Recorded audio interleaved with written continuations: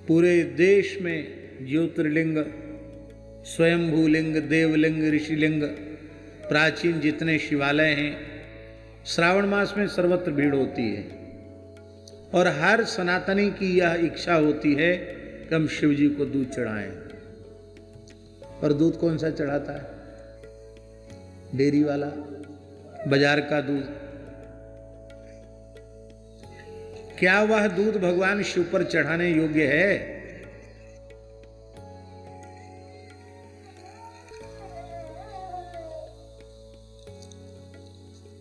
आप तो हमसे ज्यादा जानकार हैं, बड़े बड़े लोग यहां विराजमान हैं।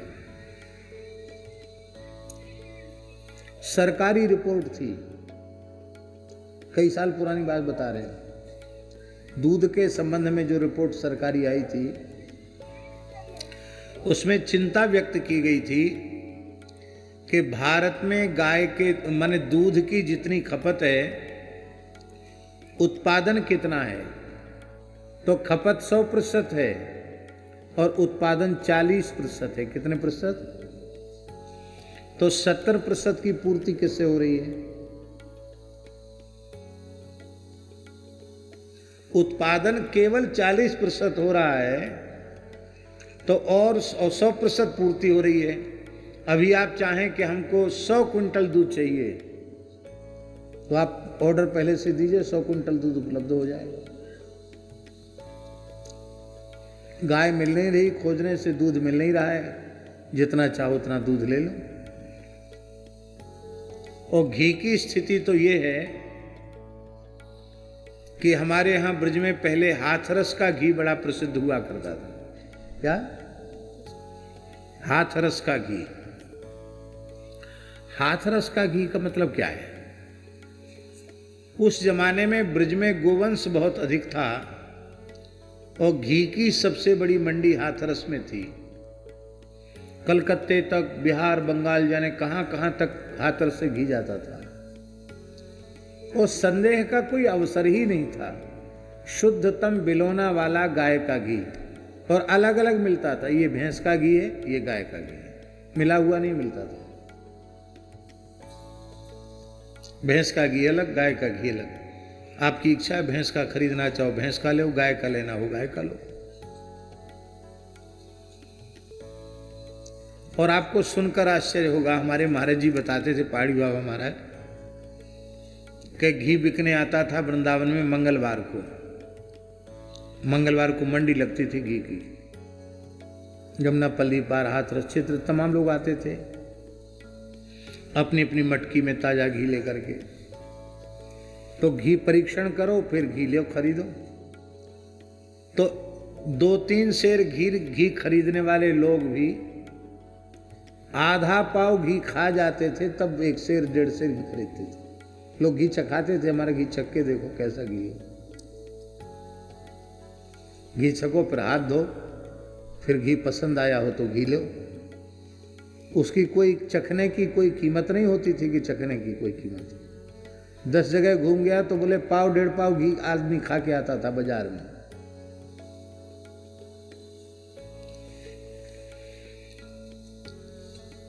इतना सस्ता जमाना था।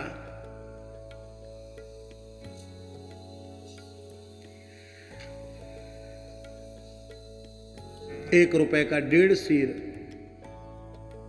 पक्का तौल का 1.5 सेर घी ₹1 का। मिलावट का तो कोई काम जानते नहीं थे लोग कि मिलावट भी घी में होती है।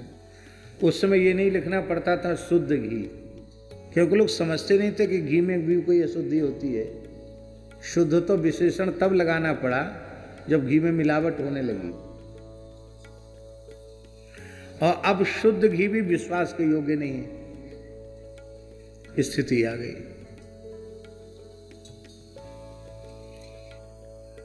तो बाजार का दूध देव सेवा के योग्य नहीं है, शिव जी पर चढ़ाने के योग्य नहीं है। यदि वेद लक्षणा भारतीय देसी गाय का दूध शिव जी पर चढ़ाने के लिए, शालिग्राम जी के अभिषेक के लिए उपलब्ध न हो तो आप पवित्र जल से अभिषेक कर दें, वो ज़्यादा अच्छा है। लेकिन दूध से अभिषेक करना हो तो तभी अभिषेक करें जब भारतीय देसी गाय का दूध आपको प्रामाणिक रूप से उपलब्ध हो। गिरिराज जी में लोग दूध की परिक्रमा लगाते हैं, दूध की धारा। गिरिराज जी में दूध चढ़ता है, क्विंटलों नहीं टनों दूध रोज चढ़ता है, टनों। जो व्यक्ति आता वो दूध चढ़ाता है गिरिराज जी में। केवल मुखारविंद पर नहीं, जहां जहां दान घाटी, पूंछरी और जहां जिसको सुविधा मिलती वहीं दूध चढ़ाता है। पूर्णिमा के समय तो दूध की नाली बहती है घोंटू घोंटू तक। गधे और सुअर पीते हैं दूध, इतना दूध चढ़ता है।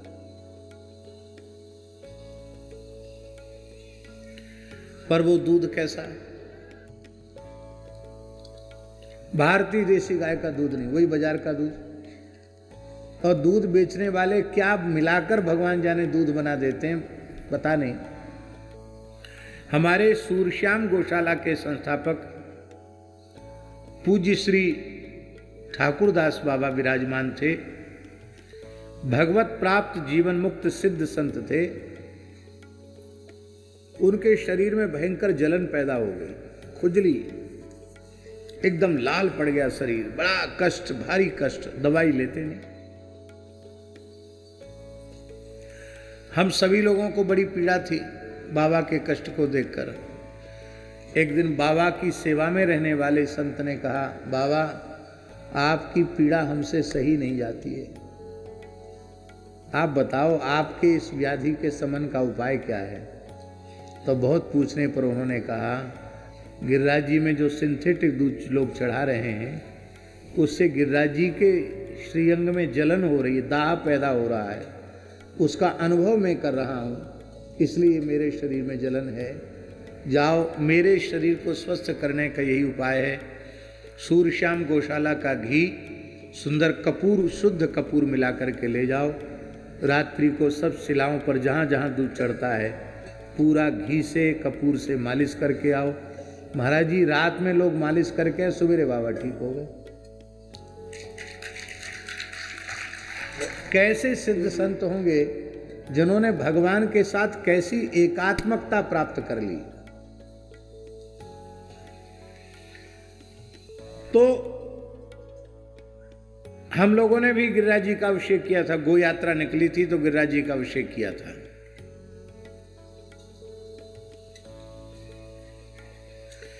कितने दूध से किया था?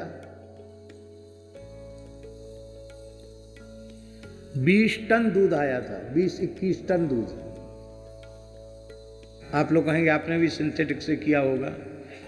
हमने पथमेड़ा से दूध मंगाया था, जहां आज भी 1.5 लाख से ऊपर गोवंश निवास कर रहा है। विश्व की सबसे बड़ी गौशाला है पथमेड़ा। और गौ सेवा के क्षेत्र में कार्य करने वाले प्रत्येक व्यक्ति को अपने जीवन में एक बार पथमेड़ा गोधाम की गौ सेवा देखना चाहिए कि वहां कैसे पूज्य भाव से गौ सेवा हो रही है। अभी नंदगांव को तो पूज्य पथमेड़ा महाराज ने ऐसा बना दिया है कि वहां गाय को बाहरी चारे की आवश्यकता कम से कम पड़े, प्राकृतिक चारे से ही गाय अपना पोषण कर ले। बहुत बड़ा काम है, देखने योग्य, प्रेरणा लेने योग्य कार्य है। तो राम जी वहां से टैंकरों से दूध मंगाया था पथमेड़ा से, और फिर गिरिराज जी का अभिषेक हुआ था। वही दूध की धारा 7 कोस में लगाई गई थी। एक अद्भुत दृश्य था। जिन लोगों ने अपने नेत्रों से दर्शन किया उनको लगा कि हम फिर से द्वापर युग में पहुंच गए हैं, मानो कृष्ण बलराम स्वयं गिरिराज जी का अभिषेक कर रहे हैं। ऐसी सुंदर झांकी हुई थी। इसलिए शिवजी का अभिषेक करें तो भारतीय देसी गाय के दुग्ध से ही करें। किसी बालक की मंद बुद्धि हो, कम दिमाग हो,